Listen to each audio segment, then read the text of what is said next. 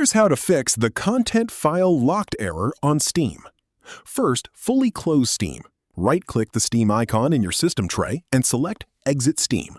Search for Steam, right-click it, and select Run as Administrator. Then try initiating the download or update again. Running Steam with elevated permissions resolves this error in most cases, since it is usually caused by a permission issue. If the error persists, go to your Steam library, right-click the affected game, select Properties, then Betas, and make sure beta participation is set to None. Being enrolled in a beta can sometimes cause file locking issues during updates.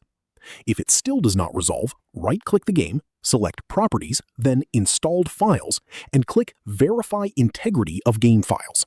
Steam will scan for any corrupted or missing files and repair them automatically. Once verification completes, try the download or update again. If this helped you out, hit that subscribe button for more straight-to-the-point tutorials on Step by Click.